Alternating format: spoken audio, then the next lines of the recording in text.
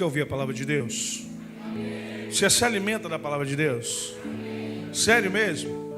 Não é podcast não? Não é de resenha não? Não é de mensagem gravada com cortes perfeitos, onde ninguém erra nada? É ao vivo e a cores, né, irmãos? Comida boa é feita em casa, não é isso? Falo para minha esposa, a melhor comida do mundo é a dela. Glória a Deus. Não é? Ontem eu pedi um macarrão com sardinha. Olha a loucura. Falei, eu quero um macarrão com sardinha. Já viu isso, irmão? Tempo de escola, quartel, né? Tem que falar, eca, com fome, meu filho. Você com fome, macarrão bem feito, um espaguete com sardinha, Pepe? Maravilha. Pode dar mais áudio aqui. Se pode dar isso, pode trazer mais áudio. Rapaz, você comeu um macarrão com sardinha. Para quem gosta de coca gelada, para quem não gosta, um suco, uma água. Aí vai de cada um, né? Um mate, isso aí. Que suco não, isso mata. Aliás, tudo mata, né? A gente só descobre que suco mata depois que você bebeu uma caixa d'água de que suco. Depois que você está com 40 anos, você fala assim, gente, isso mata. Aí você bebeu uma caixa d'água, meu filho. Desde criança, a mamãe dava mamadeira de que suco. Toma, criança. Igual aquela bebezinha do Simpson, né? A gente... Aí vai para a escola... Vai para a escola pública, é o quê? Macarrão com ovo e dá-lhe o que sucão na orelha. Meu irmão, tu tá tomando suco, vai para o quartel. Mate, aquele mate que você dorme até. Aí depois de velho, você assiste um vídeo de um médico desse aí. Olha, que suco mata. Oh meu Deus, estou vivo pela misericórdia de Deus, Adair.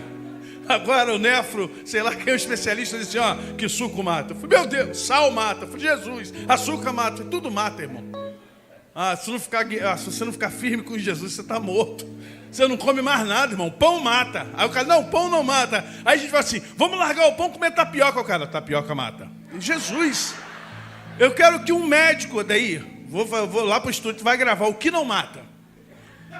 Vamos gravar algo assim, o que não mata. Porque, irmão, o ovo estava matando, o açúcar estava matando, o sal estava matando, a pamonha está matando, o cuscuz está matando. Irmão, tudo diz que mata. Misericórdia. Mas glória a Deus por isso. Louvado seja o Senhor por estarmos aqui. Uma semana de luta, né, irmãos? Lembrando que hoje é o primeiro dia da semana, sabia? Hoje não é o último, não. Hoje é o primeiro. E louvado seja Deus, porque nós, diferente dos judeus, não adoramos a Deus no sétimo dia, adoramos no primeiro. Primazia. Primeiro dia dele, para ele, por ele. Em Cristo converge todas as coisas. O sábado, o domingo, a segunda, a terça, a quarta, a quinta, a sexta. Em Cristo converge o templo, o dízimo, a oferta, os sacrifícios. Cristo é tudo em todos. Ele é tudo para nós. Eu quero que você abra sua Bíblia em 2 Crônicas, capítulo 7, versículo, a partir do verso 14. Um texto que ninguém conhece.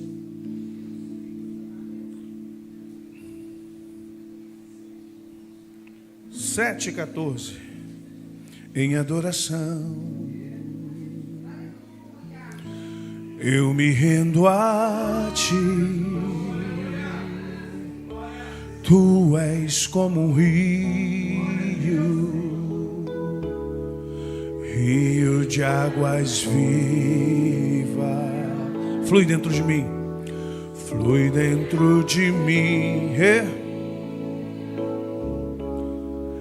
És manancial, fonte inesgotável, traz vida ao coração, como o rei Davi. Quero te louvar. Minha alma canta a ti, Senhor, em adoração. Digno és de louvor, majestade santa. Meu prazer é te dizer, te amo, ó Senhor. Levanta a tua mão e diga como o rei Davi, baixinho. Como o rei Davi, quero te louvar. Minha alma canta a ti, Senhor, em adoração. Digno és de louvor, digno és de louvor, majestade santa, majestade santa. Meu prazer é te dizer, te amo, ó Senhor. Meu prazer é te dizer, meu prazer é te dizer, te amo, ó Senhor.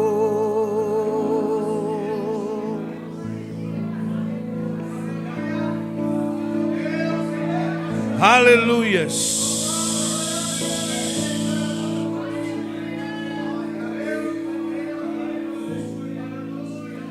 Se o meu povo, verso 14, que se chama pelo meu nome, se humilhar e orar, e me buscar, se converter dos seus maus caminhos, então eu ouvirei dos céus, perdoarei seus pecados e sararei a sua terra. Estão abertos os meus olhos e atentos os meus ouvidos, abertos os meus olhos e atentos os meus ouvidos à oração que se fizer neste lugar, porque escolhi e santifiquei esta casa, para que nela esteja o meu nome perpetuamente. Nela estarão fixos meus olhos e o meu coração todos os dias.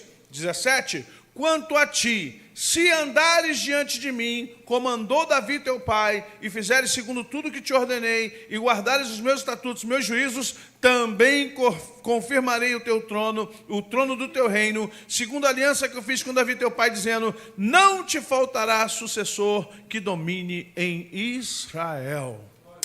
Pai, obrigado por esse momento, pela palavra, pelo tempo que teremos aqui, e esse momento de ceia que teremos diante de ti.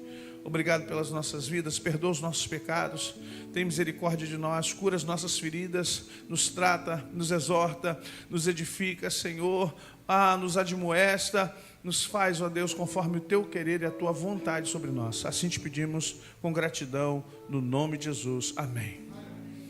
A humanidade teve várias dispensações. Nós tivemos a dispensação da inocência em Adão e Eva, até que pecaram, caíram, e aí saímos da dispensação da inocência. Não sabemos quantos anos durou isso, pode ter sido séculos, pode ter sido milênios, pode ter sido dias, nós não sabemos. Após isso temos uma dispensação de Noé, e ela é citada por Jesus quando fala da grande tribulação. Serão como nos dias de Noé, ou seja, Noé é marcante. Noé em Hebreus é tratado como o pregoeiro da justiça, aquele que ajuizou a terra com a sua mensagem e com a construção da arca. Depois de Noé, nós temos o patriarca Abraão, mas não diz muito respeito a nós, diz respeito ao início de uma nação, de um povo, mas para nós é justamente o momento das tábuas da lei. É quando Deus levanta Moisés e ali não só separa um povo, mas dá uma lei para esse povo. E agregado a essa lei, Deus traz o tabernáculo, uma tenda, quase o tamanho dessa nave aqui, onde o povo adoraria, dividido em átrio, lugar externo, santo lugar, um lugar maior, onde havia alguns utensílios, como a mesa da proposição dos pães, a menorá, aquele candelabro de sete velas ou 7 tochas, e também a mesa do incensário, e o santo dos santos, que é onde hoje seria, não estou querendo fazer analogia igual, mas só para que tenhamos, seria o lugar onde a arca ficaria, que hoje é o lugar onde a palavra fica. Após isso, nós temos uma dispensação, uma segunda dispensação do tabernáculo, que é o tabernáculo de Davi, diferente de Moisés, porque Davi inaugura a adoração musical, não só a adoração sacrificial. Davi leva música para o tabernáculo. Davi faz com que haja músicos, maestros. Davi era luthier, construtor de instrumentos, era músico, tocava harpa e na verdade, se notabilizou por escrever quase metade dos salmos e aproveitou todos os músicos da tribo de Levi, sendo ele de Judá, e os colocou no templo, naquele tabernáculo, para que houvesse música, adoração de forma didática e também ensinasse o povo a adorar a Deus. Após isso, Em uma terceira fase do templo é a fase de Salomão. É quando, na verdade, deixou de ser uma tenda para ser um templo. Davi queria construir esse templo, ele queria ter essa alegria, o prazer, mas ele cometeu alguns pecados que Deus disse: você não. Eu não posso deixar você construir meu templo tem que ser construído com mãos santas. Eu te amo. Você é o doce cantor de Israel. Você, para mim, é um escolhido. Você é o meu favorito nessa geração. Mas você não pode construir meu templo. Vou deixar o seu filho, um menino, um rapaz. Ele vai construir o meu templo, mas você não. Aí Salomão é novo, é jovem, já foi provado numa questão de duas mulheres que queriam dividir um bebê numa época de fome. Vem de longe, e Salomão, a sua primeira sentença foi justamente, de forma sábia, saber quem era a verdadeira mãe, ao dizer assim: parte a criança no meio. A verdadeira mãe se manifestou e disse: não, eu deixo a criança para ela, mas não quero que ela morra. Enquanto a outra disse: tudo bem, parte no meio. Então Salomão diz: dá a outra que preferiu deixar a criança com a outra do que matá-lo. Ela é a verdadeira mãe. E a partir daí todos começaram a ficar estupefatos com a sabedoria de Salomão, com várias outras situações, ao ponto da rainha de Sabá, vindo da África, para ver verdadeiramente se Salomão era tudo que falavam. Não só a rainha de Sabá, do Egito, de Tiro, Sidom, todos ao norte, a Síria, os árabes, todos vinham para ver se Salomão verdadeiramente era tudo aquilo que ele fazia e falava ou não.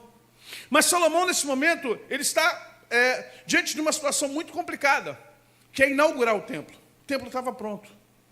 Ouro de Ofir, o ouro mais puro, 999,99% de pureza. Prata. Irão, rei de Tiro, mandou pegar todos os cedros do Líbano, veio de navios. O Egito mandou seus arquitetos, seus artistas, seus engenheiros para fazer o templo de Salomão, da mesma forma que faria um templo no Egito. Todas as nações ao redor mandou um profissional. Salomão pediu para pagar, para que pudesse entalhar. Pedreiro não é o que joga massa e impõe tijolo. Chamamos de pedreiro por causa da construção, mas pedreiro é o que cortava a pedra de forma correta. Pegava uma pedra em um tamanho e tinha encomenda: olha, quero 20 pedras de 60 por 80 e de profundidade. Então o pedreiro ele tinha que fazer a pedra conforme o arquiteto ou o engenheiro mandava, para caber justamente naquele muro que foi arquitetado, que foi geometricamente dividido por pedras. E todo pedreiro ali tinha que trabalhar correto. Se a pedra tivesse tortinha, não servia, era jogada fora. Ela era quebrada e ele não recebia o pagamento por aquela pedra que foi cortada. Então Salomão não quis arriscar com os pedreiros de Israel, porque os pedreiros de Israel não tinham essa expertise. Quem tinha? Justamente os egípcios.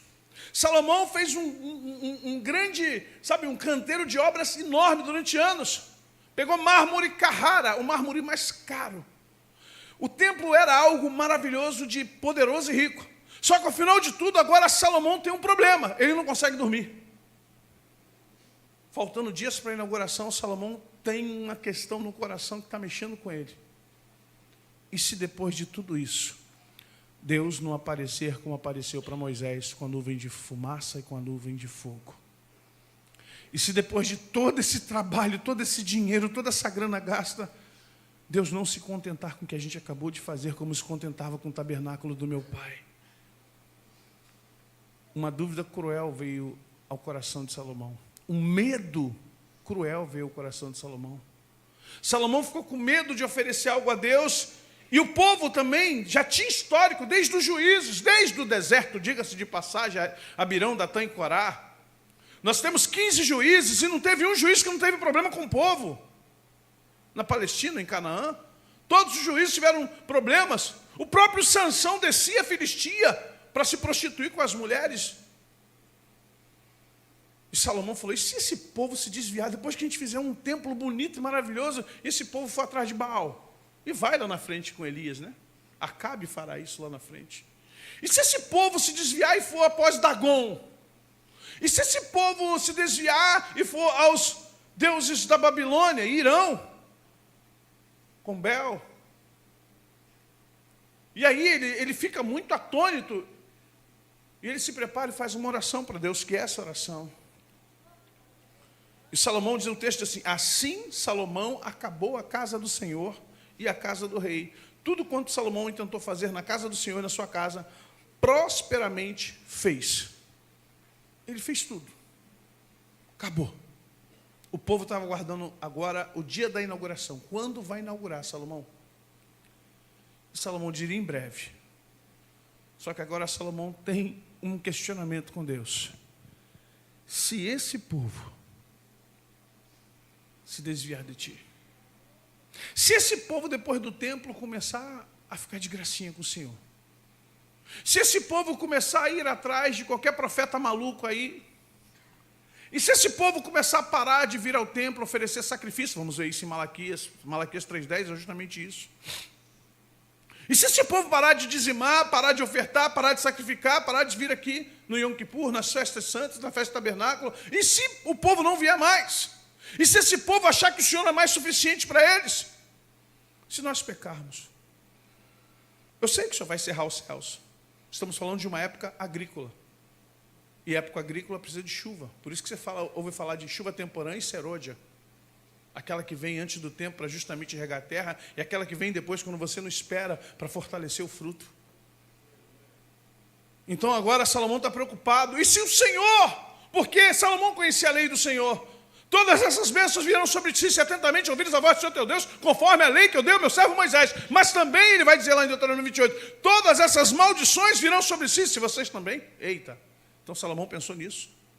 Esse povo é ruim, eu conheço meu povo. O que adianta eu construir um templo se Deus não estiver aqui?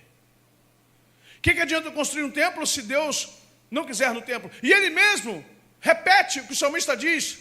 O céu dos céus, Isaías também, não podem conter a glória de Deus. Deus não habita em templos feitos por mãos humanas. Ele sabia que Deus não habitaria ali. Que Deus faria, talvez, a sua presença, se apresentaria ali como ele se apresentou. E Salomão vai dormir. E aí de noite apareceu o Senhor a Salomão e lhe disse, ouvi a tua oração e escolhi para mim este lugar como casa de sacrifício. Repita comigo, casa de sacrifício. Eu escolhi essa casa como casa de sacrifício. Aí você vai em Romanos, capítulo 11, e Paulo diz, 12, diz, rogo-vos, pois, irmãos, pelas misericórdias de Deus, que apresenteis os vossos corpos como sacrifício vivo, santo e agradável, que é o vosso culto racional. E não vos conformeis com este século, mas transformai-vos pela renovação da vossa mente, para que experimenteis qual seja a boa, a agradável e perfeita vontade de Deus para vocês. Pastor, qual é a vontade de Deus? Que você se apresente como sacrifício vivo, santo e agradável. Qual a vontade da minha vida? Soberana, boa, perfeita, agradável. Quando Deus permite que nos reunamos em um lugar, não é pelo dinheiro. Deus não precisa de dinheiro. Dinheiro é invenção, é um mecanismo monetário para uma nação. Deus não precisa da nossa roupa bonita. Apesar que devemos nos apresentar da melhor forma possível para Deus. Deus não quer que venhamos mostrar nossos dons, dotes, talentos maravilhosos da oratória, do canto, do instrumento, da oração, seja lá o que for, da inteligência, da sabedoria. Deus quer um coração quebrantado e contrito. Davi, quando faz a sua oração, ele diz, um coração quebrantado e contrito, tu não desprezarás, ó Deus. E é o que Deus responde a Salomão. Eu quero que o meu povo se apresente a mim com sacrifícios de louvor. A diferença do tabernáculo de Moisés para o de Davi é que o tabernáculo de Moisés é um tabernáculo rígido, um tabernáculo bem legalista, um tabernáculo diferenciado. O de Davi, pela personalidade de Davi, ele fez tudo para reconstruir o tabernáculo, inclusive conquistar Jebus, o único outeiro que ainda, onde hoje é Jerusalém, ali era a terra dos jebuseus. Eles tinham conquistado toda a Canaã, tinham conquistado toda a chamada Palestina hoje para nós, mas o centro onde é Jerusalém não estava conquistado. Saul não conquista. Ninguém conquista, nenhum dos juízes conquistam. E Davi, quando tenta conquistar, diz assim, poxa, precisamos conquistar Jebus. Yerush, na verdade, para nós sai Jebus. Antigamente era o território de Shalaim, que você vai ouvir Salém. Então Yerush Shalaim, da Jerusalém, Yerush Shalaim. Então quando você vê Davi conquistando, ele fica feliz, ele expulsa os jebuseus, ele monta o monte Sião, onde é chamado Tizion, o monte de Deus, ele monta a tenda do Senhor, e aí quando ele chega, diz assim, está faltando alguma coisa aqui, não, gente? Eu sempre falo da arca. E os levitas dizem, sim, meu Senhor, mas a arca foi tomada nos tempos de Eli, e nunca mais a conquistamos. Já falei isso para vocês, Saul governou 40 anos. Saul não teve um dia da vida que ele se preocupou em trazer a arca de volta. Não teve um dia em que Saul falou assim, vou buscar a arca do Senhor e trazer de volta. Nem os sacerdotes da época. Nenhum deles. Não podia fazer uma substituta. Tinha que ser aquela. Davi, nos seus primeiros anos, não consegue, porque ele está sendo perseguido. E quando ele é reconhecido pelas outras tribos como rei, ele vai conquistar primeiro o respeito entre as tribos, conquistar os territórios, e depois vai conquistar Jebus. E agora ele chama os levitas e diz, vamos colocar a arca do Senhor, porque eu quero tocar os hinos de Deus aí. Chamou Jedutum, chamou Asaf, chamou todos os levitas que você vai ver nos salmos lá. Os filhos deles, as famílias de músicos, coristas, cantores. Davi montou coral. Davi cantava louvores à noite. Colocava os levitas para cantar fora do templo, para que Israel todo ouvisse lá de cima as canções do Senhor, as canções de Sião. Que coisa linda.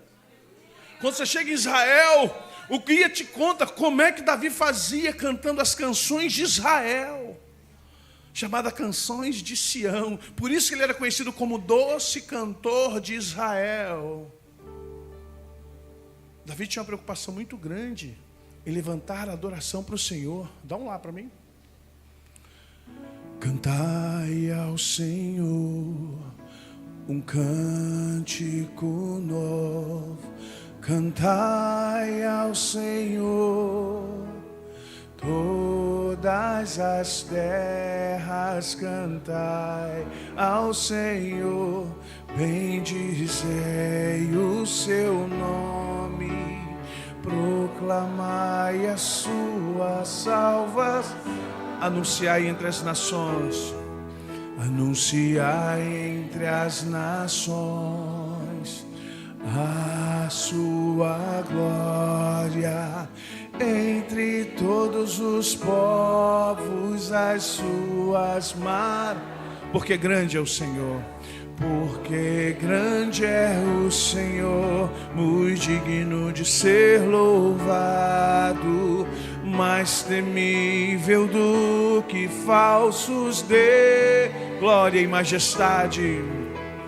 Glória e majestade estão diante dele, força e formosura no seu santuário. Glória e majestade,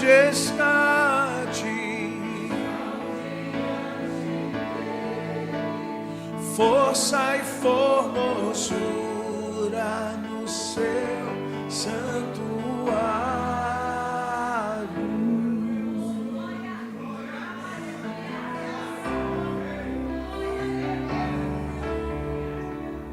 Davi compunha canções como essa em tons diferentes, é claro. Geralmente entre os judeus hebreus, tons menores. Eles gostam muito desse tom melancólico. Mas sabe, o povo ouvia, era didático. O povo ouvia, lembrava, anunciar entre as nações. O Salmo 106, firme está o meu coração a Deus, cantarei, entoarei louvores de toda a minha alma. Despertai, saltério, despertai, ó alma.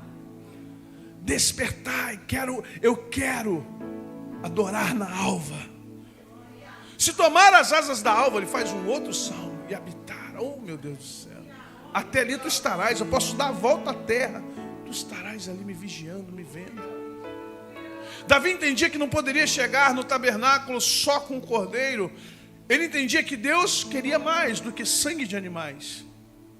Aliás, os animais nos substituíam. Então era justo que nós pudéssemos dar alguma parte nesse sacrifício. Davi estava lá na graça, gente. Davi já estava aqui na graça com a gente. Enquanto o povo queria sangue, cordeiro, Davi não. Ele quer adoração. Quem habitará no monte santo do Senhor? Quem estará diante dele? Aquele que tem o coração limpo, as mãos limpas, o coração puro, os lábios purificados pelo Senhor. Quando Salomão agora constrói, ele lembra de todos falando no altar, de todos falando no palácio, de como era maravilhoso o tabernáculo de Davi. E aí o que acontece agora? Quando o templo vier, qual o pensamento? Vai superar o tabernáculo. O templo é maior, o tabernáculo é tenda, o tabernáculo é madeira. Tinha ouro, tinha prata, mas tudo era muito mambembe, era muito... Agora teremos um templo, agora Deus vai explodir a terra, agora que Deus vai vir com força. Deu um medinho no Salomão, meu Deus, se o meu pai com uma tenda trazia a glória de Israel sobre ele, a minha geração é obrigada a trazer Deus nesse lugar. Com menos do que temos aqui, homens e mulheres trouxeram Deus à terra. Século 16, 17, século 18, 19. Homens e mulheres que não tinham smartphone, não tinham carros, não tinha nenhum jumento, andavam a pé quilômetros e quilômetros. Não tinha dinheiro, não tinha comida. Homens e mulheres que largaram tudo por amor a Deus. Disseram, temos uma visão, temos um propósito, vamos cumprir. Pessoas que largaram suas famílias, seus países para vir ao Brasil, ou em outras partes da América Latina, para fazer o sonho de Deus se perpetuar nessa nação e levar o evangelho até você. Sabe, nós precisamos entender que quando Salomão está pedindo a Deus uma resposta, Deus falou, olha, se o meu povo, que se diz meu, que se chama pelo meu nome, porque os judeus diziam, o nosso Deus é El Elyon, o Deus Altíssimo. O nosso Deus é El Shaddai, o Todo-Poderoso. Nosso Deus é o Deus que vê, é o Deus que ouve, é o Deus que fala, El Kiberoi, El Shimarel, o Deus que está presente, Yahvé Shammah, Ele está aqui, Ele é a nossa bandeira, Yahvé Nissi, Ele é El Elyon, El Kibar. Ele é o Deus que vê, que fala, que ouve, que move e tem mãos poderosas. É o guarda de Israel, Shomer Dalet Israel, o que guarda as portas. Então o judeu batia no peito, oh meu Deus. Talvez o judeu cantava, né? Onde está o teu Deus? Gosta de cantar isso, não gosta? Quero ver quando eu me perguntar a você, onde está teu Deus? Onde? E aí, o que você vai falar? Está no céu, só no céu.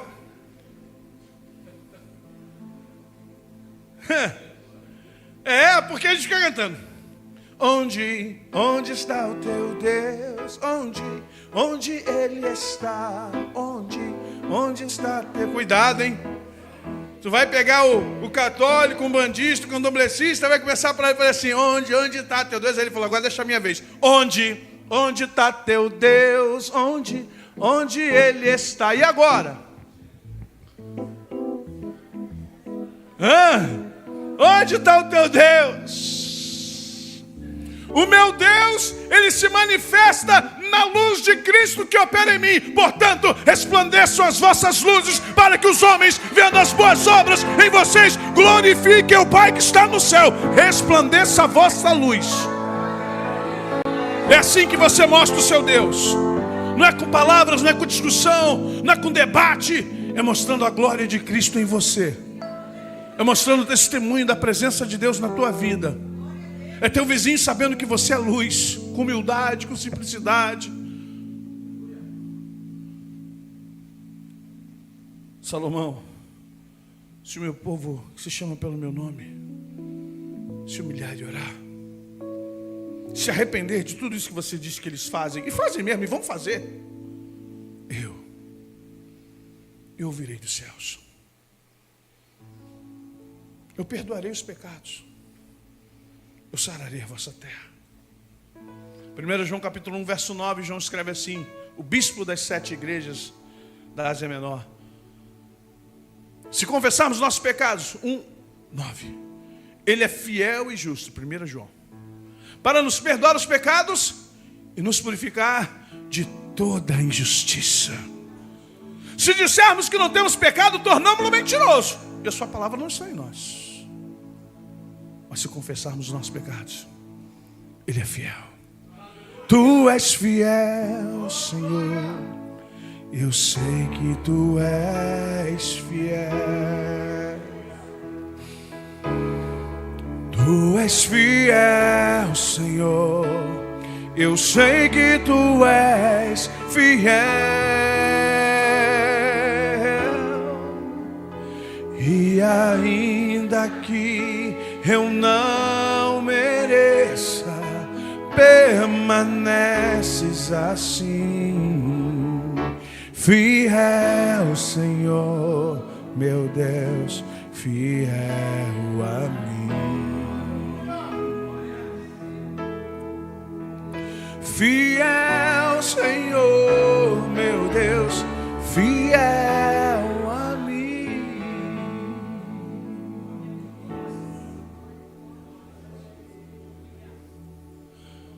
Salomão, meu filho, esse templo é vontade minha.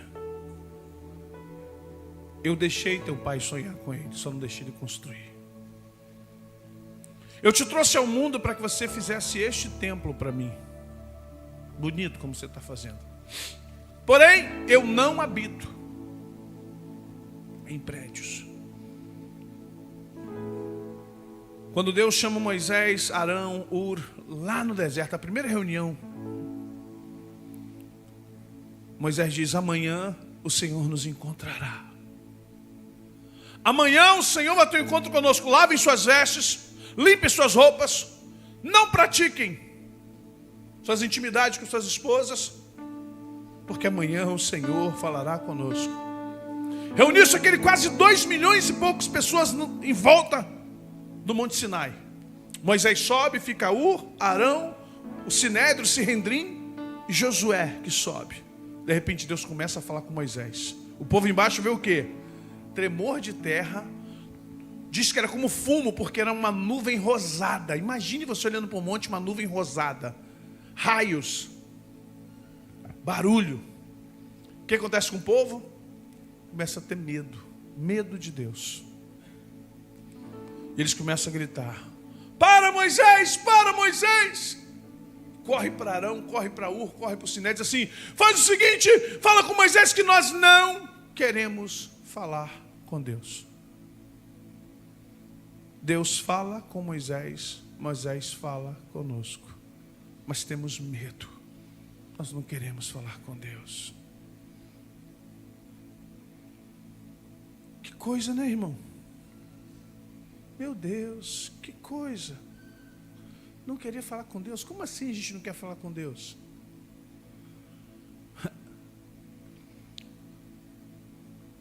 Naquele momento Deus não queria falar com Israel.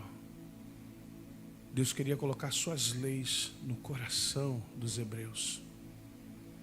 A tábua, os 10 mandamentos, é plano B. O plano A era o mandamento aqui, ó. E aqui, e aqui.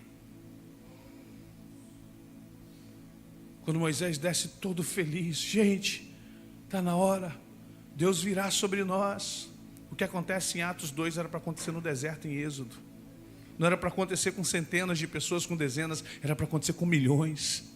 Israel é dito como nação santa, raça eleita, povo de propriedade exclusiva de Deus. Por isso que Pedro escreve na 1 Pedro 2,9: vós, porém, sois a nação santa, a raça eleita, o povo de propriedade exclusiva de Deus, o sacerdócio real, a fim de anunciar as virtudes daquele que vos chamou das trevas para a sua maravilhosa luz. Antes vocês não eres, mas agora vocês são povo de Deus. O povo diz: nós não queremos. Aí Deus tem que construir tabernáculo, botar 10 leis numa pedra. Moisés quebra. E agora Moisés tem que entalhar novamente. E o tabernáculo chega até Salomão. E agora Salomão está preocupado, porque ele conhece essa história toda que a gente acabou de relatar aqui.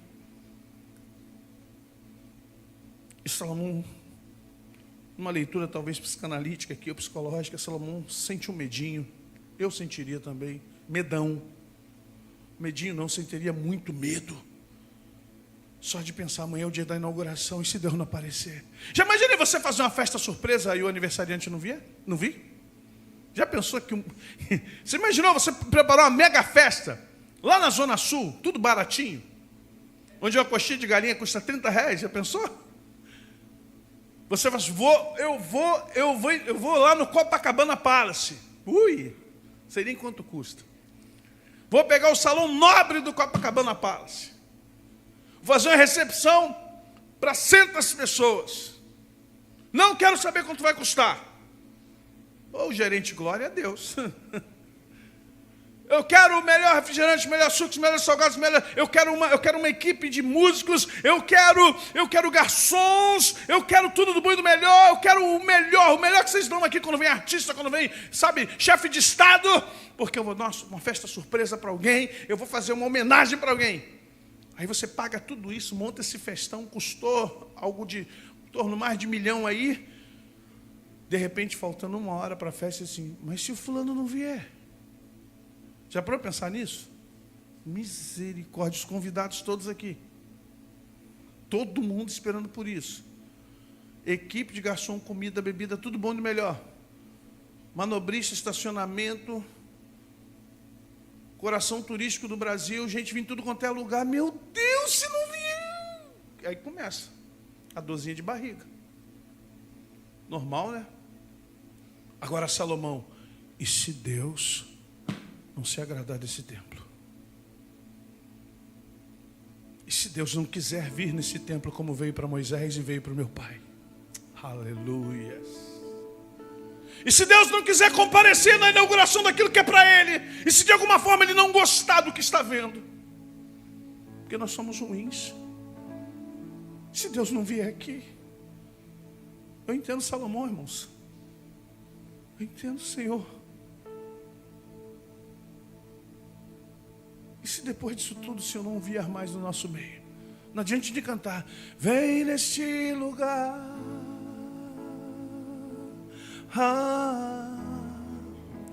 enche este lugar, vem neste lugar,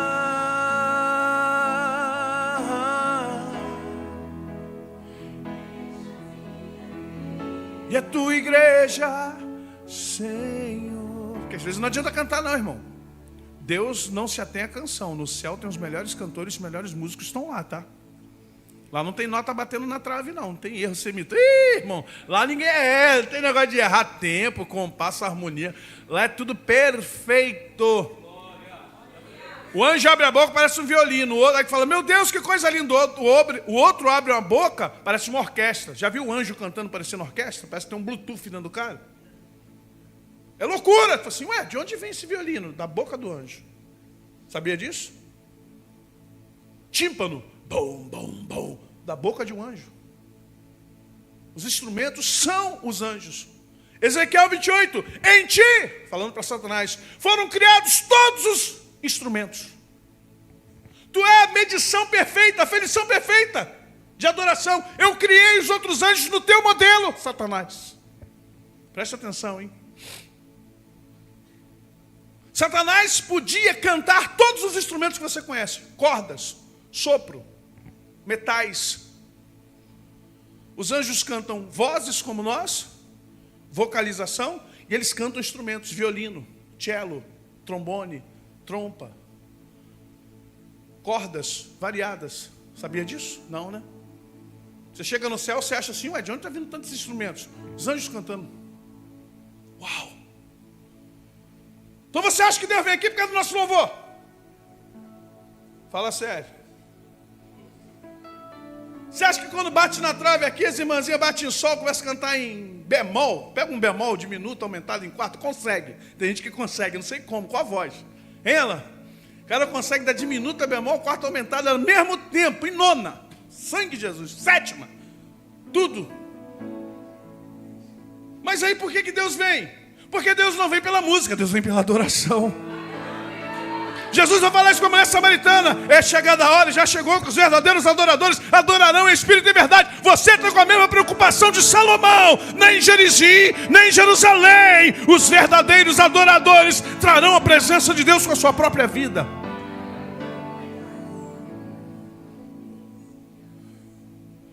Sabe por que não temos a presença de Deus? Muitas vezes oramos muito, irmãos. Conheço gente que ora muito. Conheço gente que adora, né? Canta. Conheço gente que adora muito. Conheço gente que conhece a Bíblia, misericórdia. Você acha que eu conheço Bíblia? Deixa eu trazer um tiozinho que eu conheço das... Eu sararei vocês. Meus ouvidos não estarão mais agravados, nem fechados, nem tapados. Porque na verdade, o que faz separação entre mim e vós são as vossas transgressões. Já vai dizer o Senhor em outro profeta. Mas as vossas transgressões fazem-se para mim entre vós e o vosso Deus, entre vocês e o vosso Deus. Precisamos entender que quando viemos aqui, e agora na graça, já não é mais o templo de Salomão, já não é o templo de Herodes, já não é o templo que vão construir agora, o último templo que vão construir agora com o anticristo, a gente sabe que está vindo aí. Não é esse templo, somos nós.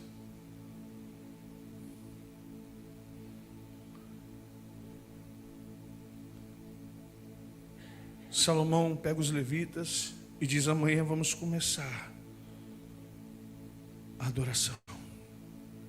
Amanhã terá a inauguração. E Salomão estava um pouco aliviado, não totalmente. E quando começa a entrada da arca, que é necessário que a arca vá para o templo, que seja tirada do tabernáculo, todos os levitas limpos, arrumados, organizados, cantores, sumos sacerdotes, trabalhadores. Era uma igreja, né? Literalmente. E todos eles com a arca nas costas. A última vez que isso aconteceu, literalmente, foi com Davi, quando Davi traz da casa de Obed-edom. Lembram disso? E entra dançando, levantando estava tão feliz que as fraldas, a sunga estava aparecendo. E a sua esposa, muito espiritual, podia ser filha de Saul. É um xingamento você chamar a irmã de filha de Saul. Sua filha de Saul, misericórdia. Meu irmão, essa filha de Saul. Como um vagabundo, tu pulas mostrando tudo. Davi fica assim: hã? Quem está falando isso comigo? Eu sou o rei disso aqui, minha filha. Tu pulas como um qualquer. Não. Eu estou pulando porque a glória de Deus voltou. Eu estou pulando porque a glória do Senhor está voltando. São mais de 70 anos. Mical, não adianta ter tudo isso aqui, Mical. Se ele não estiver aqui, de nada valerá. Não adiantará Jebus, não adiantará o templo, não adiantará nada se o Senhor não estiver conosco. Nada disso valerá. A tua conquista, o teu diploma, o teu dinheiro, tudo que você conquistar sem Deus não vale nada. Nada. Eu não dancei para o povo, Mical. Eu dancei para o Senhor. Eu não inventei modinha. Eu estava feliz com a volta do templo da arca. Só faltava isso.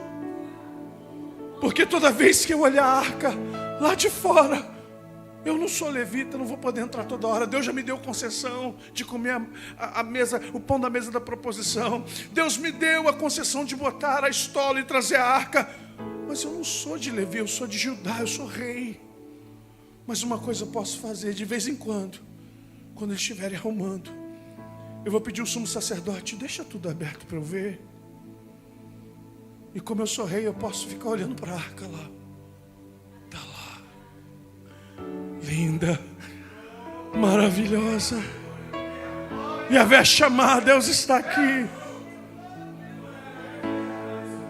A arca para mim vai ser só um simbolismo de que Ele está neste lugar.